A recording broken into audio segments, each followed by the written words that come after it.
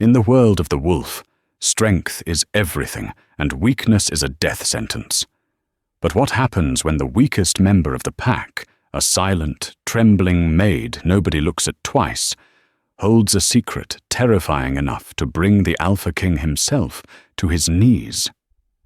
For years, Clara was invisible, scrubbing floors and taking abuse, hiding a power that could destroy the hierarchy forever. But one fateful night, King Roman decided to follow her into the Forbidden Woods. He expected to find a traitor. Instead, he found a truth that would shatter his world. You think you know werewolf stories? You have no idea what's coming. The grand hallway of the Silver Creek pack house smelled of lemon polish and fear. Clara dipped her rag into the bucket of grey water, her hands red and raw from the harsh chemicals. She was 22 years old, yet she looked much younger, her frame slight and hidden beneath a shapeless, oversized grey uniform that seemed designed to erase her existence. Clara was an Omega, but in the Silver Creek pack, she was treated as something less than that. She was a null, a wolf who had never shifted, never smelled of anything other than soap and dust. To the high-ranking members of the pack, she was furniture that breathed. "Mr. Spot, runt!" A sharp voice echoed off the marble walls. Clara didn't flinch. She was used to it. She kept her head down, her dark hair falling like a curtain around her face, shielding her expression. Beatrice, the beta female's daughter and the pack's undisputed queen bee, stood over her. Beatrice was beautiful in the way a knife is beautiful, sharp, cold, and dangerous. She kicked the bucket of dirty water. Ideally, it would have just tipped over. But Beatrice had put her alpha blood strength into it. The bucket skidded hard, slamming into Clara's shin before spilling sludge all over the pristine floor she had just spent an hour scrubbing. "Oops!" Beatrice sneered, her friends giggling behind her. "Better clean that up before the king arrives. You know how King Roman feels about filth." King Roman. The name alone made the air in the room grow heavy. He was the alpha of alphas, the ruler of all packs on the western coast. Rumors said he was a monster in battle, a man who had executed his own uncle for treason without blinking.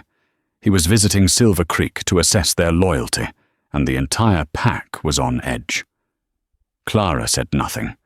She simply grabbed the bucket, righted it, and began to mop up the mess. "Are you deaf?" Beatrice stepped closer, grabbing a handful of Clara's hair and yanking her head back. "I said, you better clean it up." Clara's eyes met Beatrice's. For a split second, there was no fear in Clara's gaze. There was only a cold, hollow abyss. A darkness so profound that Beatrice actually faltered, her grip loosening. It was the look of someone who had seen hell and found it boring. "I am cleaning it, Beatrice," Clara whispered. Her voice was raspy from disuse. Beatrice, unsettled but refusing to show it, shoved Clara back down. "Freak! Don't let the king see you. You'll embarrass the whole pack." As Beatrice and her clique strutted away, the heavy oak doors at the end of the hall groaned open. The temperature in the room seemed to drop 10 degrees. Alpha King Roman had arrived. He didn't walk, he stalked. He was over 6 feet of coiled muscle, wearing a black tailored suit that cost more than the pack house itself. His presence was suffocating. Every wolf in the vicinity bared their necks in submission, the instinctual urge to bow overwhelming them. Behind him walked his beta, Silas, a man with a scarred face and a tablet in hand. "Alpha distinct," Silas muttered. "The Silver Creek Alpha is waiting in his office." Roman didn't answer. He stopped in the middle of the hallway. His nostrils flared. He had the scent of a predator. Pine, rain, and old blood. But beneath the overwhelming smell of lemon polish and the stale fear of the pack wolves, he caught something else. It was faint, like ozone before a lightning strike, like the smell of the air after a heavy snow. He turned his head slowly, his predatory golden eyes locking onto the wet spot on the floor, and the small, trembling girl on her hands and knees scrubbing it. Clara felt his gaze like a physical weight. Every instinct screamed at her to run, to hide, to vanish, but she froze. "Do not look up," she chanted internally. "Be invisible. Be the dust." Roman took a step toward her. The sound of his dress shoe clicking on the marble was the loudest thing in the world. "Who is this?" Roman asked. His voice was a low rumble that vibrated in Clara's chest. Alpha Sterling, the leader of Silver Creek, came rushing out of his office, sweating profusely. "Your Majesty, I apologize. That is just the help. She's a null, useless thing. I told her to be out of sight." Sterling kicked at Clara's foot. "Get out of here, girl!" Clara scrambled to her feet, clutching her bucket. She kept her head bowed so low her chin touched her chest. "Wait," Roman commanded. Clara froze. Roman stepped closer, ignoring Alpha Sterling. He leaned in, inhaling deeply near Clara's neck. Clara held her breath, her heart hammering a frantic rhythm against her ribs. She was terrified, but not because of his rank. She was terrified he would smell the lie. "She has no scent," Roman murmured, more to himself than anyone else. "Not even a human scent." "Like I said, a null," Sterling laughed nervously. "A genetic mistake. We keep her around out of pity." Roman narrowed his eyes. He stared at the back of Clara's neck, where a few strands of hair had escaped her bun. There was a faint, white scar there, barely visible. "Look at me," Roman ordered. Clara hesitated. To look an Alpha King in the eye was a challenge. It was a death wish. "Look at me." Slowly Clara lifted her head. Her eyes were a startling, pale grey, the colour of a winter sky. When they met Roman's gold ones, the world seemed to tilt. Roman felt a jolt of electricity shoot down his spine, a sensation he hadn't felt in years. It wasn't the mate bond. He knew what that felt like, and he had buried his mate years ago. This was something else. Recognition? Warning? Clara's face was plain, devoid of makeup, her skin pale and tired, but those eyes held a storm. "What is your name?" he asked. "Clara, Your Majesty," she whispered.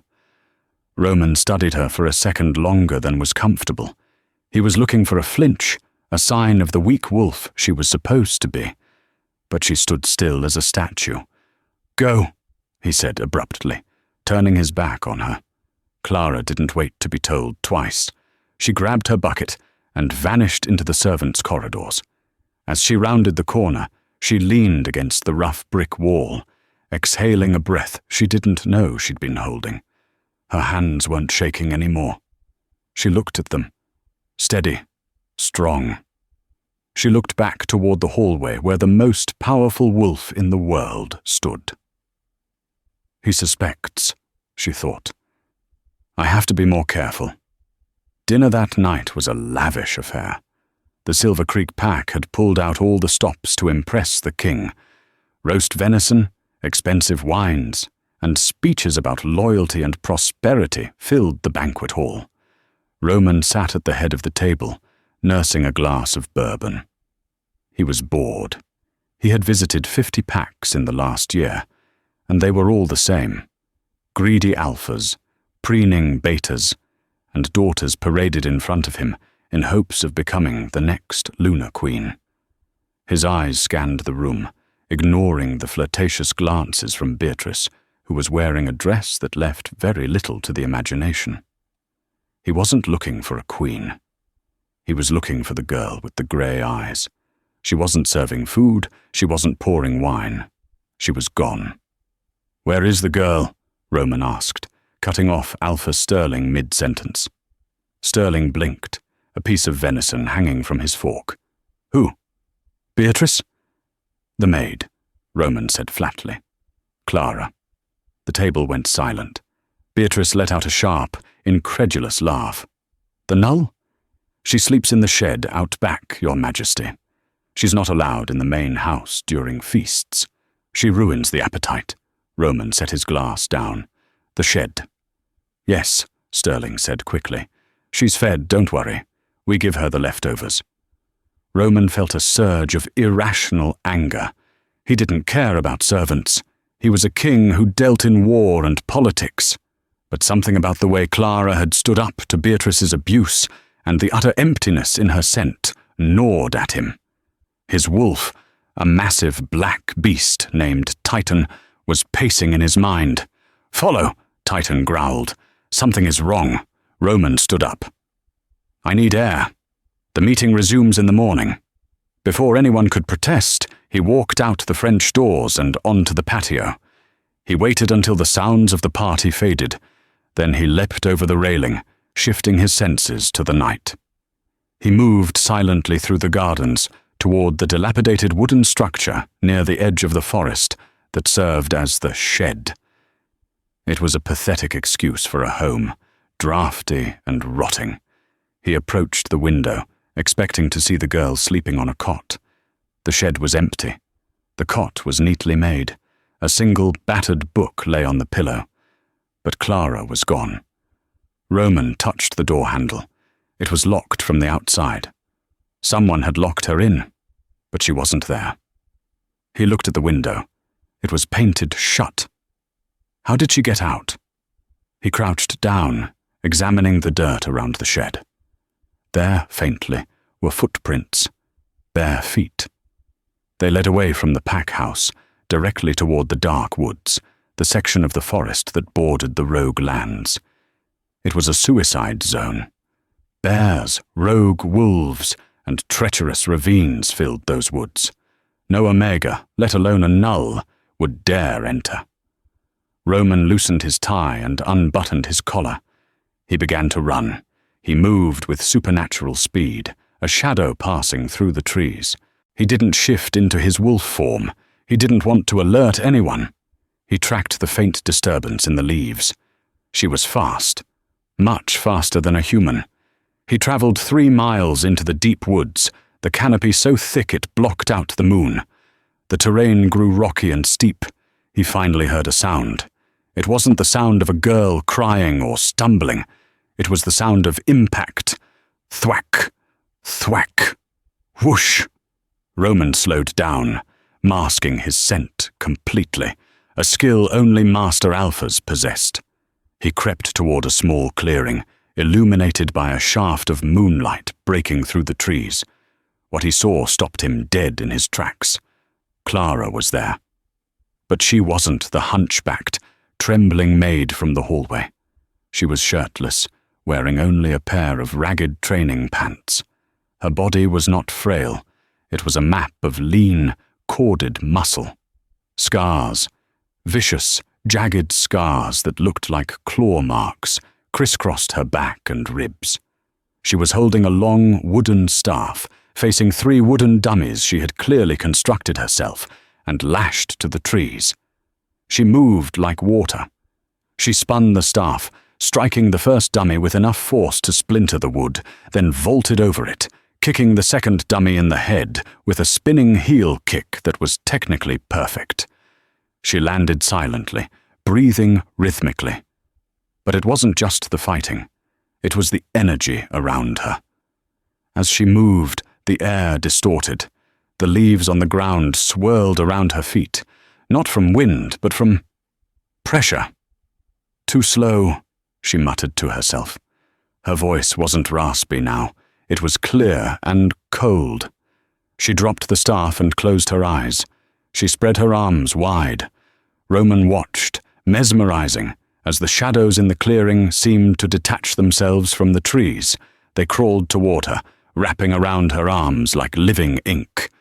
"She's a witch," Roman thought, his hand reaching for the silver dagger in his belt. A witch hiding in a wolf pack. But then Clara threw her head back and let out a sound that wasn't a spell. It was a growl, a low, guttural growl that didn't sound like a wolf. It sounded prehistoric. Her bones cracked. Roman braced himself for the shift.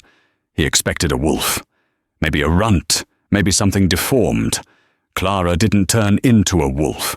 Her skin rippled, turning obsidian black. Scales? No, fur.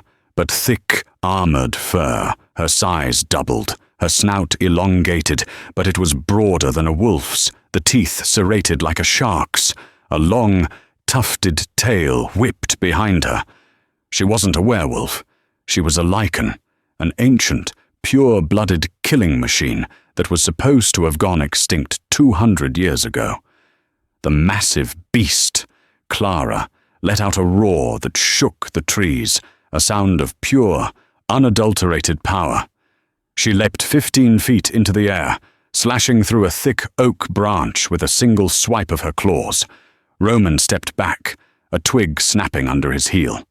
The beast froze mid-landing. It whipped its massive head around. Burning violet eyes, not grey, not gold, but the violet of royalty and death, locked onto Roman's position in the bushes. She knew he was there. The beast crouched, ready to spring.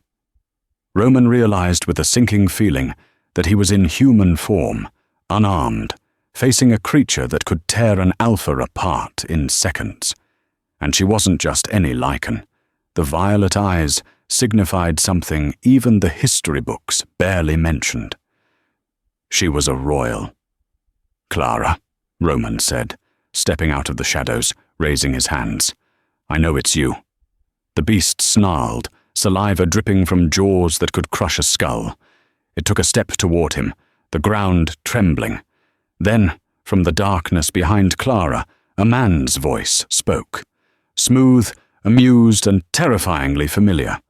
"Stand down, little one. We don't eat kings yet." Roman's blood ran cold. He knew that voice. He had heard it 10 years ago, right before he watched the man die. A figure stepped into the moonlight, wearing a tattered cloak. He lowered his hood. It was a man with an eye patch and graying hair. "Hello, Roman," the man said. "It's been a while." It was General Marcus, the greatest traitor in werewolf history, the man Roman had personally killed a decade ago, and he was standing next to the maid, his hand resting gently on the monstrous lichen's shoulder. "You," Roman choked out. The lichen shifted back. Bones snapped and rearranged until Clara stood there, naked and panting, her human eyes blazing with defiance. She snatched a blanket from the ground and wrapped it around herself. "You shouldn't have followed me, Alpha," Clara said, her voice shaking with rage, not fear. "Now I can't let you leave." The air in the clearing was thick enough to choke on. Roman, usually the apex predator in any room, felt a terrifying sensation clawing at his gut. Vulnerability. He was standing between a dead man walking and a myth come to life. "You're supposed to be rotting in the tomb of traitors," Roman growled at Marcus, his voice tight.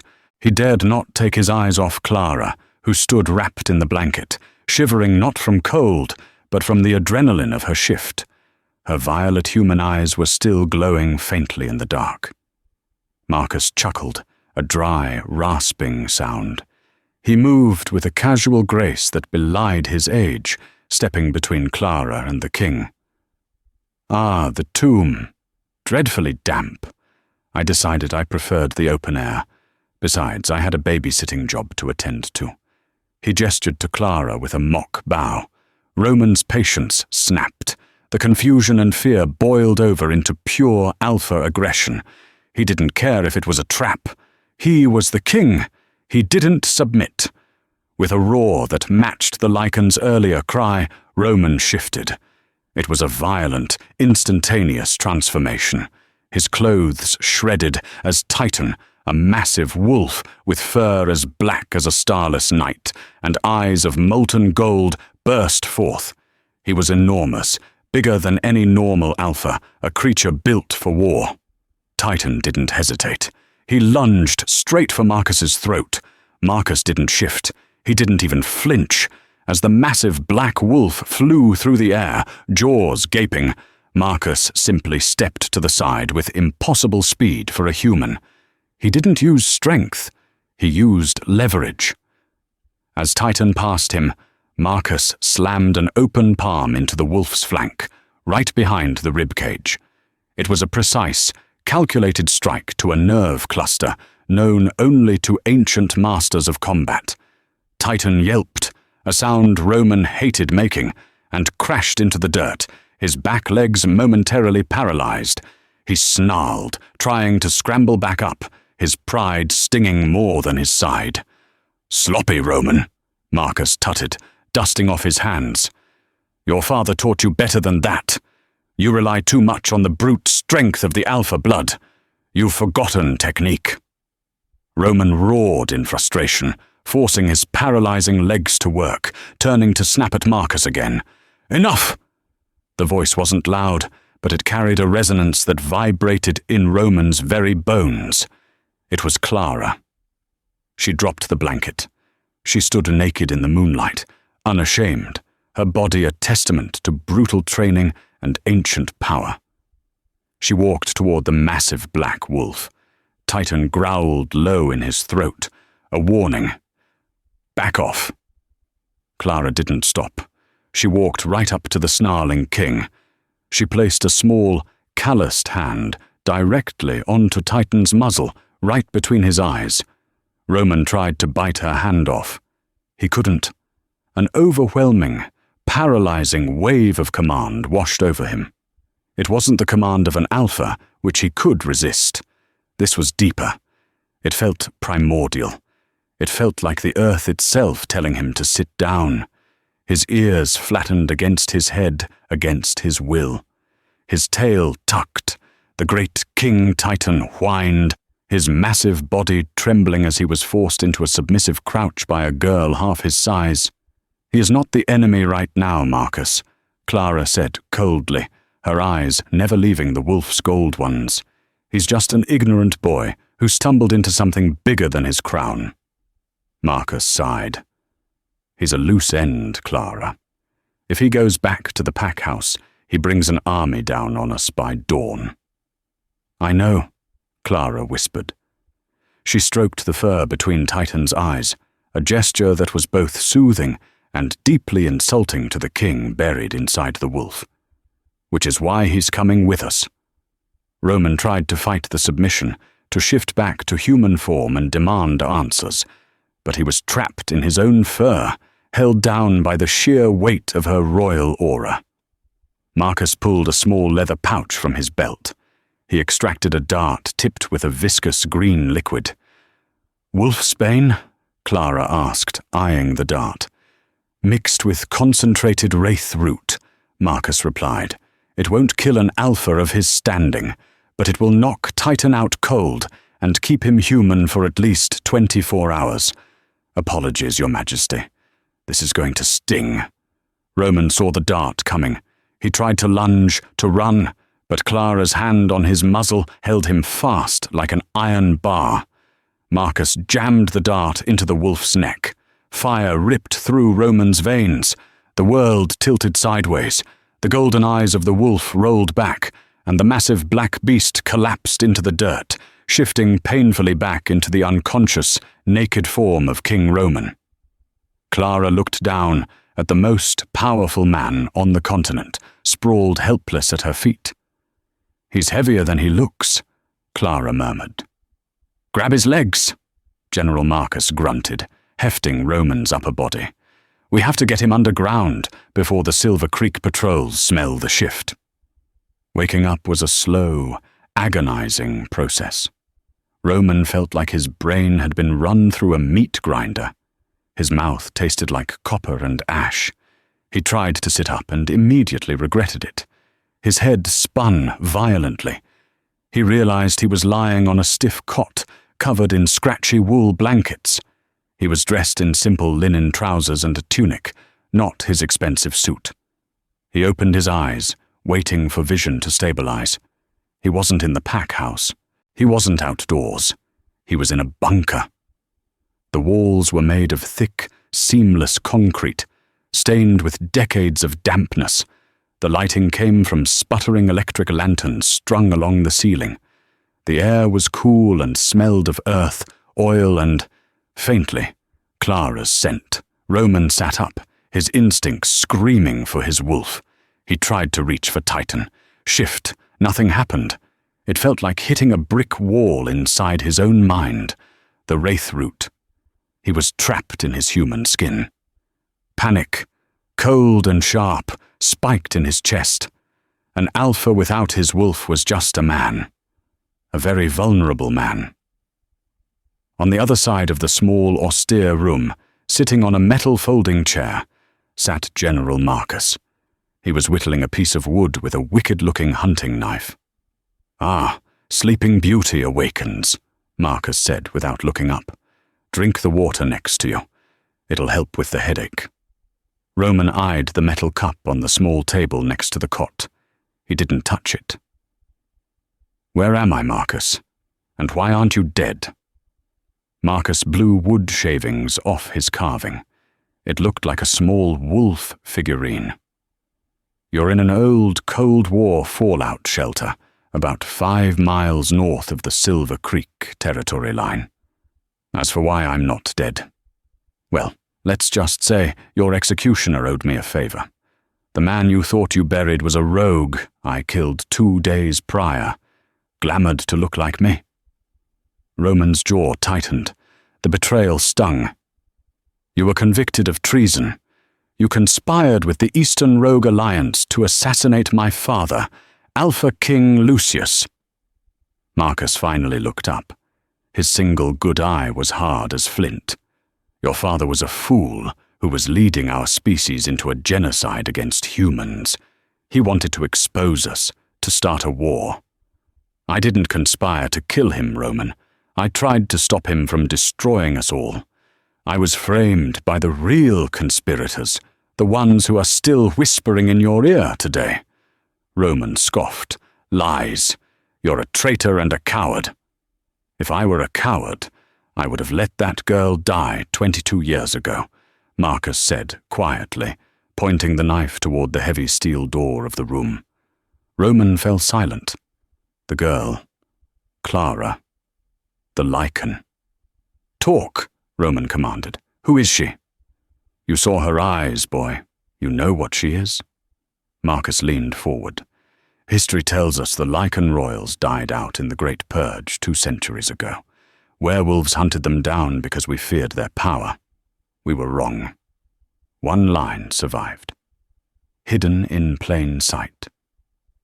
She's a true royal," Roman breathed, the reality sinking in. "The legend said the true royals didn't just command wolves, they commanded the elements of nature itself. They were closer to gods than shifters. Her mother died giving birth to her in a blizzard on the edge of the rogue lands," Marcus recounted, his voice distant. "I found them. I knew what she was the moment I saw those violet eyes. If the current Wolf Council knew she existed, they wouldn't just kill her. They would dissect her. They would try to steal her power." "So you hid her," Roman realized. "Where? How?" "Everywhere. Nowhere. We moved constantly. I trained her to control the beast, to lock away the power so she appeared as nothing more than a useless null. The perfect camouflage. Who looks twice at the Omega scrubbing the floors?"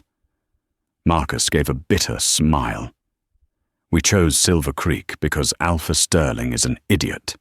He's too busy counting money and chasing tail to notice a goddess living in his garden shed." Roman felt a sickening mix of awe and horror. He had looked right through her.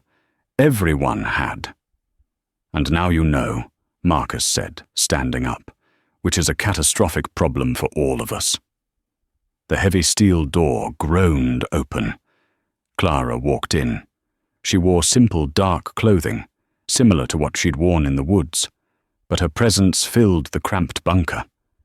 She didn't look like a maid anymore. Her spine was steel, her chin held high. When she looked at Roman, he felt stripped bare. She held a tray with a bowl of stew and a chunk of bread. She set it down on the table with a clatter. "Eat," she ordered. It wasn't a polite request.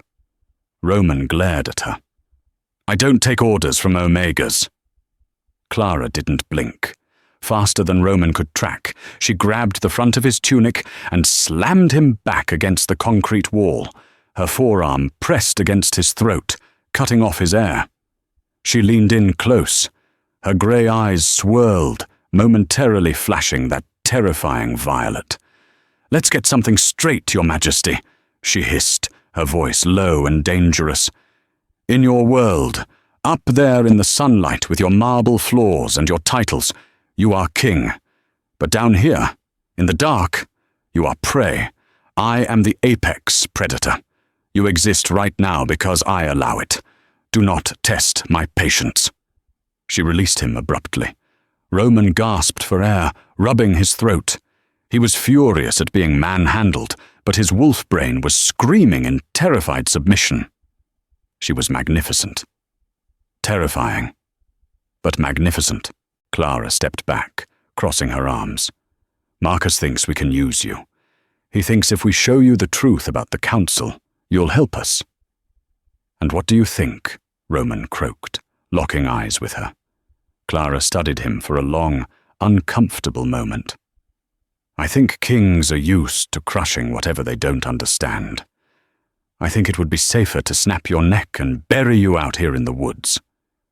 She turned to Marcus. "The Silver Creek pack is mobilizing. Beatrice is screaming that the Null kidnapped the king. They're organizing search parties with bloodhounds. We don't have much time before they stumble on the ventilation shafts." Roman looked from the hardened general to the lethal lichen queen who had been scrubbing his floors just hours ago. He realized his life hung in the balance of their debate.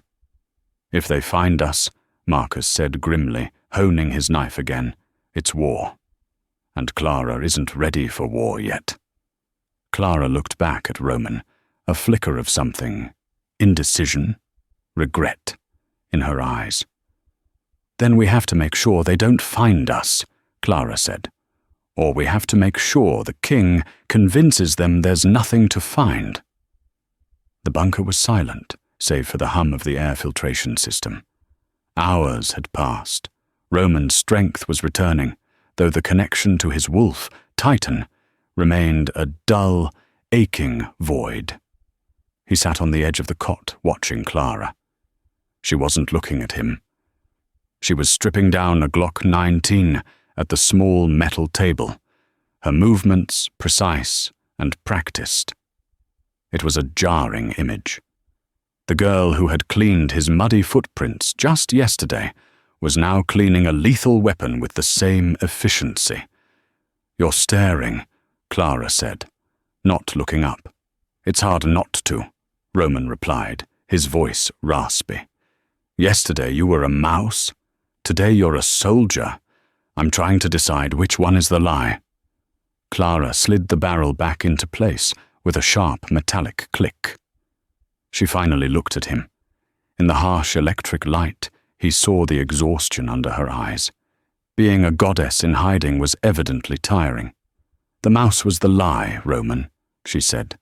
"But the soldier isn't the truth either. It's just necessary." "Why didn't you kill me in the woods?" Roman asked softly. "You could have. No one would have known." Clara stood up and walked over to him. She stopped just inches away. The scent of her, rainwater, ozone, and something wild like crushed pine needles, filled his head. Without his wolf to filter his emotions, Roman felt the raw, human reaction to her proximity. She was beautiful in a terrifying, austere way. "I didn't kill you because you're not like your father," Clara said, her gaze searching his face. "Marcus told me stories. You ended the blood tithe. You built schools for the Omegas in the capital. You aren't a monster, Roman. You're just blind." "Blind to what?" "To the rot in your own court." Before Roman could argue, a red light on the wall began to pulse silently. Marcus, who had been dozing in a chair by the monitors, snapped awake instantly. He leaned over the surveillance screens that showed the forest floor above them. "We have company," Marcus growled, "and it's not the Silver Creek search party." Roman moved to the screens, fighting a wave of dizziness. On the grainy black and white monitor, 3 black SUVs were tearing through the dense forest, crushing saplings under their reinforced tires. They didn't have pack markings. They had a symbol painted on the doors, a silver eye crossed by a dagger. Roman's blood ran cold. "The Inquisition," he whispered. "The High Council's private cleaners." "They aren't here for a social call," Marcus said, grabbing a duffel bag and tossing it to Clara. "They found us, which means someone tipped them off." "No one knows I'm here," Roman insisted. "My beta, Silas, thinks I was kidnapped." "Silas." Marcus let out a dark laugh. "Roman, look at the screen." Roman leaned closer. The SUVs screeched to a halt near the hidden entrance of the bunker. Men in tactical gear poured out. But it was the man stepping out of the lead vehicle that made Roman's heart stop. It was Silas, his beta, his best friend since childhood. Silas wasn't looking for a kidnapped king. He was directing the soldiers toward the ventilation shafts, pointing out the exact location of the hidden bunker. He was smiling. "He sold you out," Clara said quietly, standing beside Roman. She didn't sound triumphant. She sounded sad. "He didn't just sell me out. He sold you out to get to me." Roman felt like he had been punched in the gut. Silas, the man he trusted with his life, the man who guarded his door while he slept. "Why?" Roman breathed. "Because the Council fears the Lycan return more than they love their king," Marcus said, cocking a shotgun. "And Silas has always been ambitious. If he hands over the last Lycan, the Council will make him king over your dead body." Boom! A massive explosion rocked the bunker.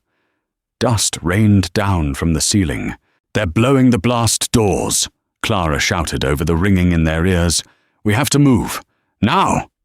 Roman looked at the screen one last time, watching his best friend order men to slaughter everyone inside. The betrayal burned away the last of the wolfsbane fog in his mind.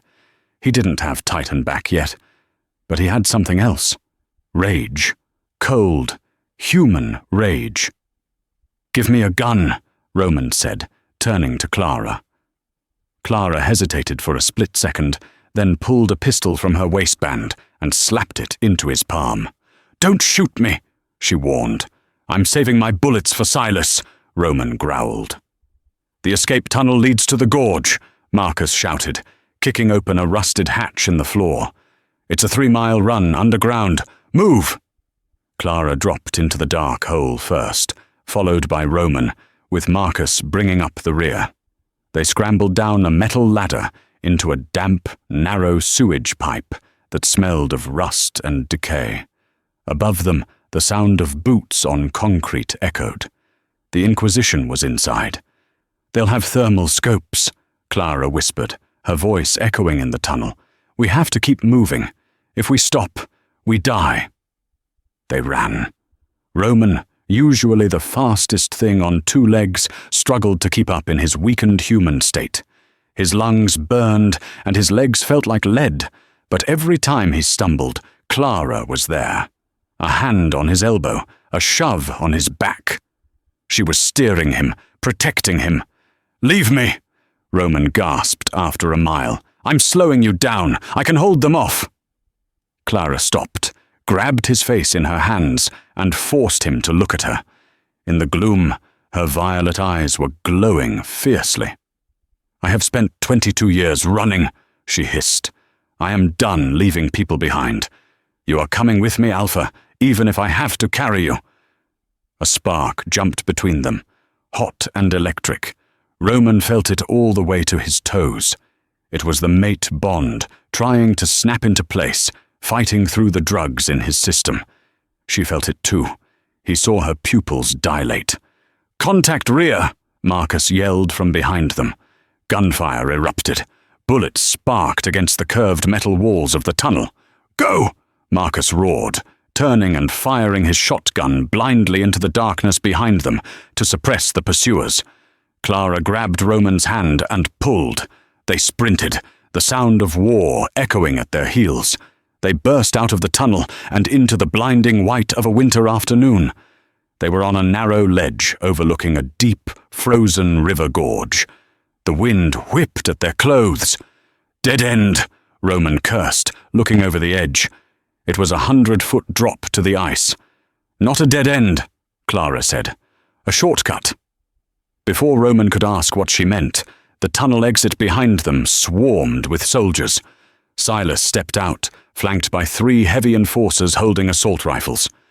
"End of the line, Your Majesty," Silas called out, his voice smooth and mocking. He looked impeccable in his winter coat, not a hair out of place. Marcus stumbled out of the tunnel a second later, bleeding from a shoulder wound. He collapsed on the snow, clutching his shotgun. "Silas," Roman stepped forward, his pistol raised. "You traitorous bastard." Silas sighed, looking bored. "Don't be dramatic, Roman. It's just politics. The council decided you were too soft, too interested in peace. We need a war to keep the pack strong. And capturing the Lycan bitch?" He gestured to Clara. "That guarantees us the power to win any war." "She's not a weapon," Roman snarled. "She's a battery," Silas corrected.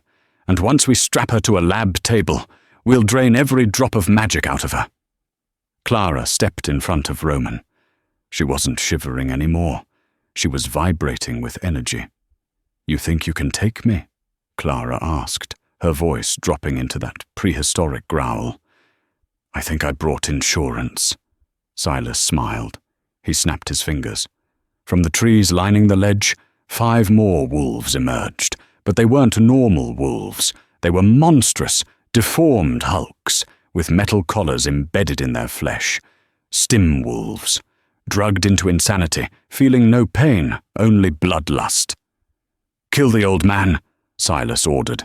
"Break the king's legs, take the girl alive." The stim wolves lunged. "Roman, get Marcus!" Clara screamed. She didn't shift. She didn't have time. As the first monster leaped at her, Clara threw her hands out. A blast of concussive force, visible as a ripple in the air, slammed into the wolves. It knocked 3 of them backward over the cliff edge. They whined as they plummeted to the ice below. Telekinesis, a true royal ability. But 2 wolves got through. One tackled Roman, pinning him to the snow. The jaws snapped inches from his face. Roman jammed his pistol into the wolf's mouth and pulled the trigger. Click. Empty. The wolf lunged for his throat. Suddenly, a blur of motion slammed into the beast. Clara. She had tackled a 1,000-pound monster in her human form. She roared, grabbing the wolf's upper and lower jaws with her bare hands. With a sickening crunch, she tore the beast's mouth open, breaking its jaw. She tossed the carcass aside like a rag doll, but the distraction cost her. Silas raised his rifle and fired. Bang! The shot echoed across the gorge. Clara gasped, stumbling back. A bloom of red spread across her stomach, staining the white snow. "No!" Roman screamed. The sound tore from his throat, raw and agonizing. Seeing her fall, seeing her blood, it broke something inside him. The barrier the drugs had built around his wolf shattered. The rage was too great. The need to protect his mate was too strong. Roman's bones cracked loudly. He didn't just shift, he exploded into his form. The black fur burst from his skin, shredding his clothes. Titan was back, and he was insane with fury, but Silas wasn't waiting around. "Dart him again! Now!" The soldiers raised their tranquilizer guns. Clara, clutching her bleeding stomach, looked at Roman. She saw the soldiers taking aim. She knew if they took him, they would kill him. She made a choice. "Roman!" she choked out. The massive black wolf looked at her. "Jump!" she commanded, using the royal voice. She summoned the last of her strength. She didn't hit the soldiers. She hit the ground beneath Roman and Marcus. The cliff ledge shattered. With a roar of crumbling stone, the ground gave way. Roman, Marcus, and the bleeding Clara fell backward into the abyss, plummeting toward the frozen river below as Silas watched from the edge, cursing. The wind rushed past Roman's ears. He reached out in midair, his massive paws grabbing for Clara. He caught her by the back of her shirt, pulling her into his chest to shield her from the impact. Then, darkness. The ice did not break their fall. The water did. It was black, freezing, and moved with the violence of a freight train. Roman hit the surface with the force of a cannonball, the impact knocking the breath from his massive lungs. The cold was instantaneous, a million needles piercing his thick fur. But the cold meant nothing.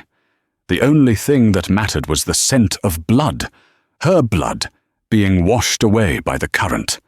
He paddled frantically, his golden eyes scanning the churning foam. Clara. He saw a flash of pale skin bobbing 20 yards downstream. He roared underwater, a sound of pure desperation, and kicked his powerful legs. Titan cut through the current like a torpedo. He reached her, his jaws clamping gently onto the back of her coat, and dragged her head above the surface. She was limp. Her heart was beating, but it was a faint, fluttering bird in her chest. Marcus had managed to grab onto a floating log near the bank. He was coughing up water, shivering violently, but he waved Roman toward a hidden alcove obscured by frozen willow branches. Roman dragged Clara onto the rocky bank. He immediately shifted back to human form, naked, shivering, and desperate. He scooped her up in his arms. She was terrifyingly cold. The wound in her stomach was a jagged, ugly mess where the bullet had torn through. "Cave," Marcus chattered, pointing to a fissure in the rock wall. "Dry wood. Matches in my waterproof bag. Go." Roman didn't need to be told twice. He carried Clara into the small cavern. It was shallow but dry, shielded from the biting wind. He laid her down on the dirt floor, stripping off her wet, freezing clothes with trembling hands. "Stay with me, Clara," he pleaded, pressing his hands over the wound to staunch the bleeding. "You are a lichen. You are a god." "Heal. Damn it, heal!" Marcus stumbled in, collapsing against the wall. He threw a waterproof canister of matches and a flare to Roman. "She can't heal," Marcus wheezed, clutching his broken ribs. "Not from that. It was a silver nitrate hollow point. It poisons the blood, stops the regeneration."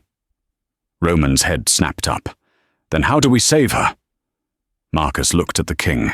"I can't. You have to." "How?" Roman roared, tears of frustration stinging his eyes. "The bond," Marcus whispered. "A lichen's soul is tethered to its mate. If the bond is rejected or unacknowledged, she is mortal. But if the bond is sealed, if the Alpha King shares his life force with her, she can burn out the poison." Roman looked down at Clara. Her lips were blue. Her grey eyes were half open, glazed and unseeing. He had spent his whole life being told that power came from conquest, from lineage, from fear. But looking at her, the quiet maid who had scrubbed his flaws, the warrior who had saved his life, the woman who challenged him, he realized power meant nothing without her. He didn't care about the politics. He didn't care about the council. He lay down beside her on the cold dirt. He pulled her freezing body against his chest, skin to skin. He buried his face in her wet, tangled hair. "Clara," he whispered against her ear, "I am not your king. I am your mate. I am yours." He bit into his own wrist, drawing blood, and pressed it to her lips. "Drink," he commanded softly. "Take it. Take everything." Clara groaned faintly. instinct took over. Her tongue darted out, tasting the alpha blood. She swallowed. The reaction was violent. Roman felt a searing heat rip through his chest, a golden tether of energy snapping into place between his heart and hers. It wasn't just a bond. It was a collision of souls. He felt her pain, her loneliness, her rage, and her overwhelming protectiveness, and she felt his regret, his admiration, and his love. Clara arched her back, gasping. Her eyes flew open. They weren't grey anymore. They were two supernovas of violet light. Steam began to rise from her skin. The wound on her stomach hissed, the silver poison being pushed out by the sheer force of her regenerating cells. The flesh knitted together before Roman's eyes, leaving nothing but a faint silver scar. She took a deep, shuddering breath and looked at him. The violet faded back to a soft, exhausted grey. "You stayed," she whispered, sounding surprised. Roman smoothed the hair back from her forehead. "I'm never leaving again." The great hall of the Silver Creek pack was draped in banners of mourning, but the mood wasn't sad. It was tense. Silas stood on the raised dais, wearing a black suit that was far too expensive. Beside him stood Beatrice, preening in a black silk dress, acting the part of the grieving widow, despite never having been married to the king. "It is with a heavy heart," Silas bellowed to the hundreds of gathered wolves, "that I accept the burden of the crown. King Roman died a hero, trying to save us from the rogue assassin who infiltrated our home. The Maid, the creature, dragged him to his death." A murmur went through the crowd. Some looked skeptical, but most looked afraid. The Inquisition soldiers lined the walls, their weapons ready. "As your new king," Silas continued, picking up the heavy iron crown that had belonged to Roman's father, "my first decree is a purge. We will root out all weakness in our packs, starting with the nulls." He gestured to the side of the room. A group of 10 terrified servants, cooks, cleaners, gardeners, were huddled together, guarded by armed men. "These genetic failures are a drain on our resources," Silas sneered. "We will cleanse the pack." Beatrice stepped forward, holding a torch. "Burn them out!" she shouted, her eyes gleaming with cruelty. "Stop!" The word wasn't shouted. It was spoken with the quiet, terrifying authority of a thunderclap. The heavy oak doors at the back of the hall didn't just open, they exploded. Splinters of wood rained down on the crowd as the doors were ripped from their hinges. Standing in the dust and debris was not a dead king. It was Roman. He looked feral. He was shirtless, wearing only torn trousers, his body smeared with mud and dried blood. His golden eyes burned with a murder that made the Inquisition soldiers take a step back. But he wasn't alone.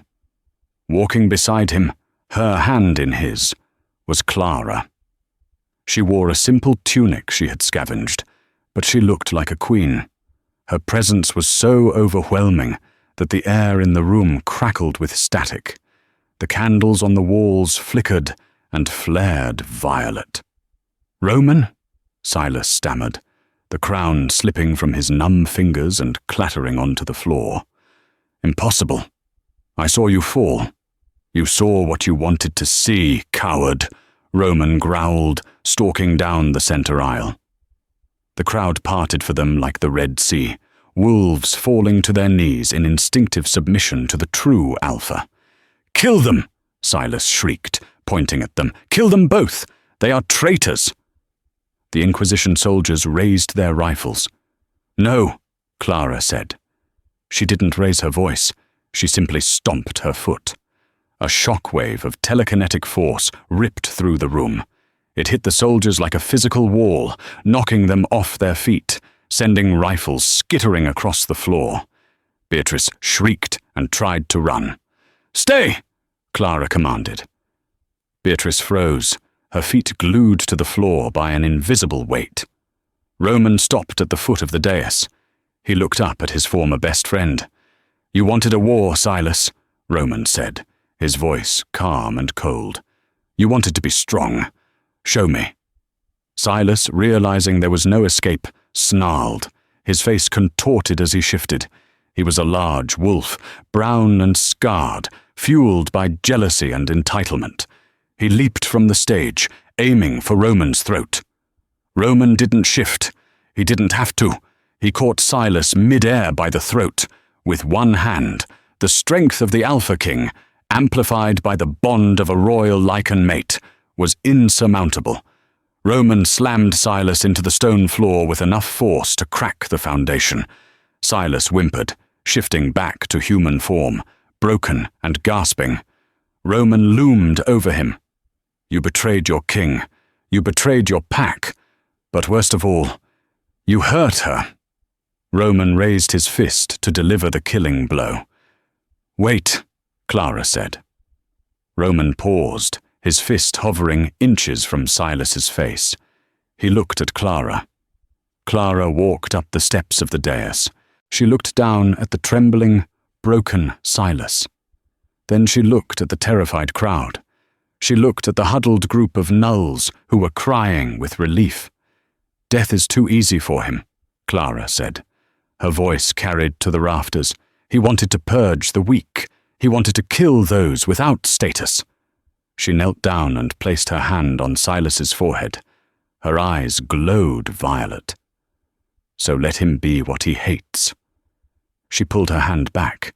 A dark, oily smoke seemed to be ripped from Silas's body.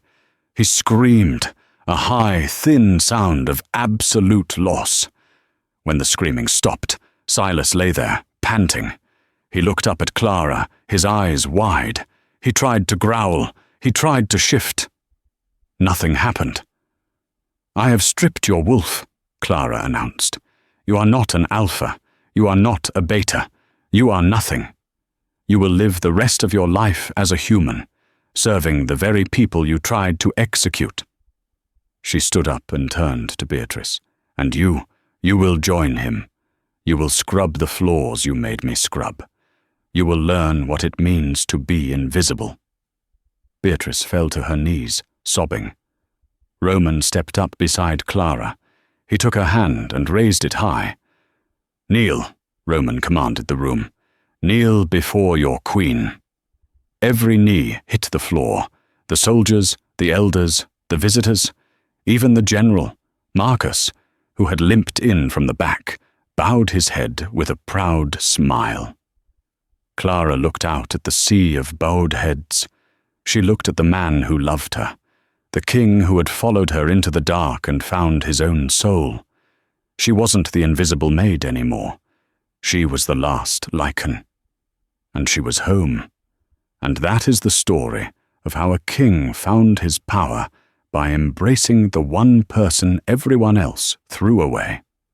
Roman and Clara didn't just rule. They changed the world. They proved that true strength isn't about claws or crowns. It's about seeing the value in others that the rest of the world ignores. They built a kingdom where no one was invisible, and they ruled it together, side by side, until the end of their days. What did you think of Silas's punishment? Was it justice, or should Roman have ended him right there? And let's be honest, Clara's transformation scene? Iconic. If you enjoyed this roller coaster of betrayal, magic, and romance, please do me a huge favor. Smash that like button, share this video with your fellow werewolf romance lovers, and hit subscribe so you never miss a story. Let me know in the comments, would you have forgiven Silas? Thanks for watching, and see you in the next story.